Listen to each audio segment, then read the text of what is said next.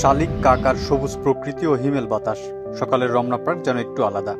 কেউ আসছেন ব্যায়াম করতে, আবার কেউ জীবিকার তাগিদে বিক্রি করছেন ফুল ও পানি। তবে সকাল পেরিয়ে যখন দুপুর, ঠিক তখনই পাল্টে যায় রমনা পার্কের চিত্র। দেখা যায় গাছের আড়ালেও নির্জনে বসে একদল মানুষ করছেন অনৈতিক কর্মকাণ্ড। ঘন্টার পর ঘন্টা চলে এসব কার্যকলাপ। রমনা পার্কের প্রবেশ পথে নিরাপত্তার জন্য আনসার সদস্যদের উপস্থিতি লক্ষ্য করা গেলেও ভেতরে নেই কোনো নিরাপত্তার প্রভাব। এতে পরিবারের সঙ্গে আসার দর্শনার্থীরা পড়েন চরম বেকায়দায়। সোলজার ভাইয়েরা আছে তাদের এটা তাদের নলেজ আনা উচিত, প্রত্যেকটা জায়গায় এমনভাবে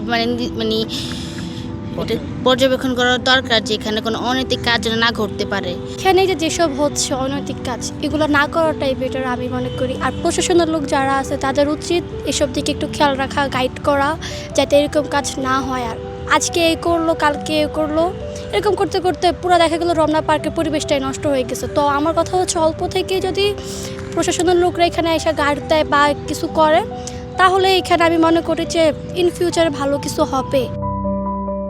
পার্কটির প্রবেশ পথেই টানানো আছে বেশ কিছু নির্দেশনা। তবে সেই নির্দেশনা শুধু নাম মাত্রই, বাস্তবে তার উল্টো চিত্র দেখা যায়।